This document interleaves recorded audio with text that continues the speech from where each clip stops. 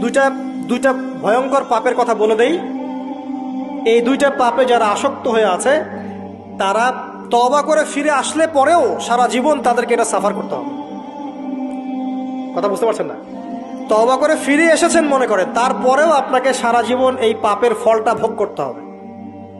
এক, মাদক দ্রব্য দীর্ঘদিন সেবন করেছেন, তওবা করেছেন, ফিরে এসেছেন, আল্লাহ হয়তো মাফ করে দিয়েছেন, আল্লাহ পাক মাফ করে দিয়েছেন, বাট আপনি আপনার দেহের যে ক্ষতিটা করে ফেলেছেন এটা পোষাতে পারবেন না।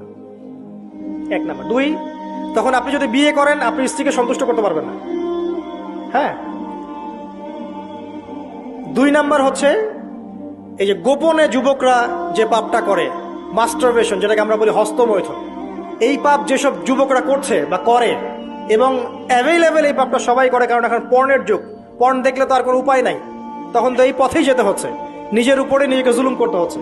যারা হস্তমৈথুন অভ্যস্ত হয়ে গেছে এরা যদি তওবা করে ফিরেও আসে, শরীরের যে ক্ষতিটা হয়েছে এটা পূরণ হবে না কখনো।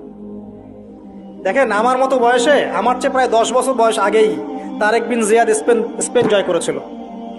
আমার যে বয়স এখন চলছে 30 পার হয়ে গেছে, এর চেয়ে আরো প্রায় 10 বছর আগে মুহাম্মদ বিন কাসিম এই সিন্ধু জয় করেছিল।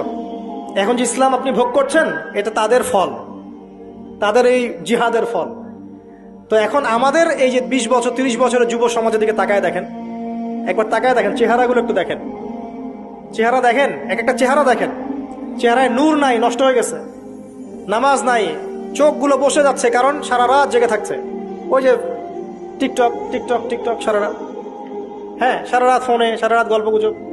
রাত্রেবেলা দেখবেন, রাত্রেবেলা শহর যেন জীবিত হচ্ছে, রাত্রেবেলা ক্যারাম খেলে, রাত্রে লুডো খেলে, রাত্রে এটা করে, রাত্রে সে, সারাদিন ঘুম, সারাটা দিন ঘুম। আপনি কি জানেন সারা রাত কে জেগে থাকে, সারাদিন কে, সারা রাত কে ঘুমায় আর সারা দিন কে জেগে থাকে? সারা রাত জেগে থাকে কুকুর এবং সারাদিন ঘুমায় কুকুর। আর দেখবেন আপনি বিড়ালকে দেখবেন, ও কিন্তু রাত্রে ঘুম এবং দিনের বেলা সে অ্যাক্টিভ। পাখিকে দেখবেন, পাখি সন্ধ্যা হলো একদম ঘরে, যেই সূর্য ডুববে পাখি একদম ঘরে, দেখেন না, পাখি ঘরে। আর যেই ফজর হবে পাখি বের হয়ে গেল। আর আল্লাহ রাসূল সাল্লাল্লাহু আলাইহি ওয়াসাল্লাম হয়তো বা এই কারণেই, আল্লাহ ভালো জানেন, তিনি বলেছেন এমন কিছু মানুষ জান্নাতে যাবে যাদের মনটা হবে পাখির মতো। সুবহানাল্লাহ। দেখেন পাখি কি করে, একদম সন্ধ্যা হলো ঘরে ঢুকে গেল, যেই ফজর হবে একদম ফজরের আগে আগে সে বের হয়ে গেল। তো পাখির মতো হওয়ার চেষ্টা করেন, পাখির মতো লাইফস্টাইলে আসেন, এবং সে সারাদিন পরিশ্রম করে রিজিকের জন্য, করে না? আল্লাহ পাক পাখিকে রিজিক দেন কি চাকরির মধ্য দিয়ে না ব্যবসার মধ্য দিয়ে? কিভাবে সে রিজিক পায়? তাওয়াক্কুল, তাওয়াক্কুল, আল্লাহর প্রতি তাওয়াক্কুল। আর তাওয়াক্কুল করে কি সে ঘরে বসে থাকে?